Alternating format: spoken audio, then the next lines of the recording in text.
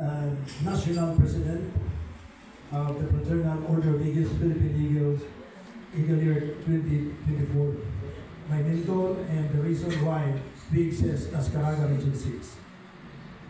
If not, gikan saya, if not, dili saya wala yun ta.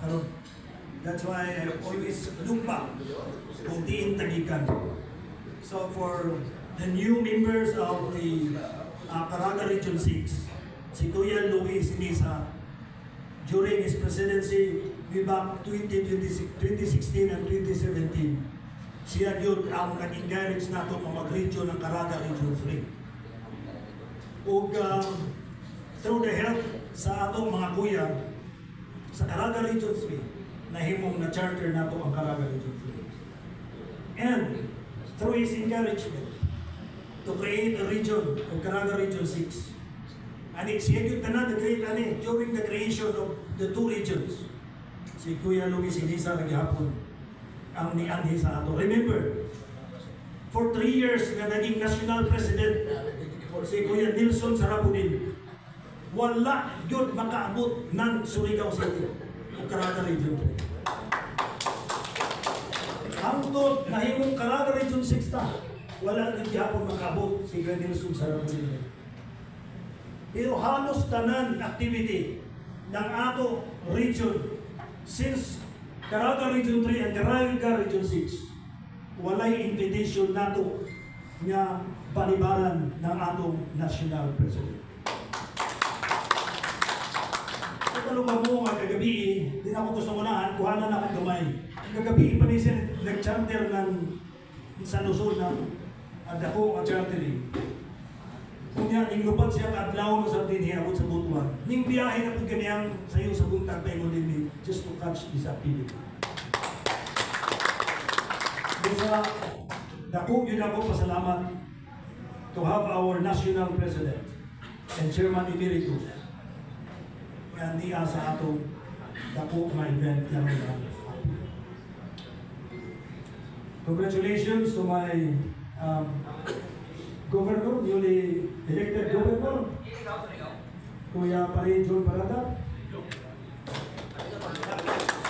and my compare, Vice Governor, Charter President, Kuya Pare Francis Aranya,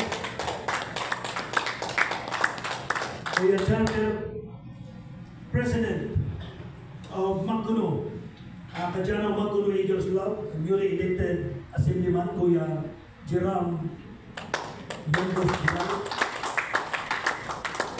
and also the President of the controversial club this time, Kuya Roy Ocleasa, newly elected Assemblyman of Caraga Region 6.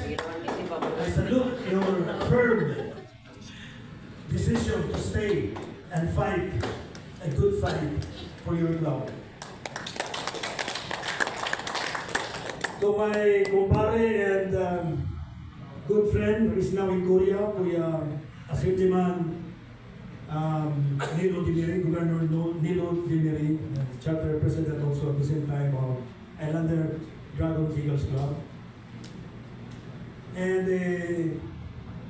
alternate Assemblyman,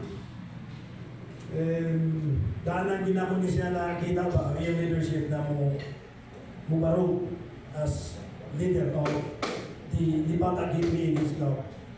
Congratulations, Kuya Eric Liba. And another alternate Assemblyman, Kuya Kangkano. Wala niya po siya din kay tuwa nag-attend ang graduation sa Iyawata sa Cebu. Nandito siya kahapon. O karon mao'y presidente ng Surigao City at Pictures Eagles Club. To the rest of regional officers, congratulations and thank you for accepting the challenge to serve our region. I am deeply honored and grateful to accept the appointment as National Vice President for Mindanao through the trust and confidence of our National President, Kuya Luis Inisa. This is a significant responsibility I am humbled by the trust and confidence you have placed in me. As I relinquish my position as Governor of Caraga Region 6, I reflect on the meaningful experiences and achievements we have accomplished together. It has been a privilege to serve and work alongside such dedicated and inspiring individuals.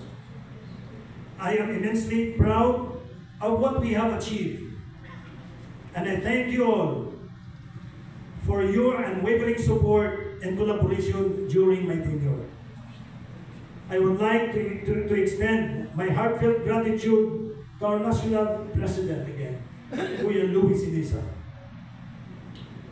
Your guidance and vision have been instrumental in shaping our path, and I'm truly honored to take on this new role as an alter ego of your presidency. I also wanted to express my sincere thanks to Governor Eagle June Parada, my successor as Governor of Caraga Region 6. I have full confidence in your ability to lead and continue the important work we have begun. Your dedication and commitment to our cause are truly inspiring, and I look forward to seeing the positive impact you will undoubtedly make. Stepping into the role of National Vice President of Mindanao, I am committed to upholding the principles of brotherhood, service, and commitment that our organizations embodies. I embrace the challenge of ensuring that our vision and mission are effectively implemented across Mindanao. Together, we can build on strong foundation laid by our predecessors, fostering unity, promoting service, and making a positive impact in our communities. I am eager to collaborate and collective strength to achieve our goals and advance the noble cause of the Fraternal Order of Eagles, Philippine Eagles Incorporated. Again, thank you once again for this remarkable opportunity. I look forward to serving alongside each of you and contributing to the continued success and growth of our STEAM organization.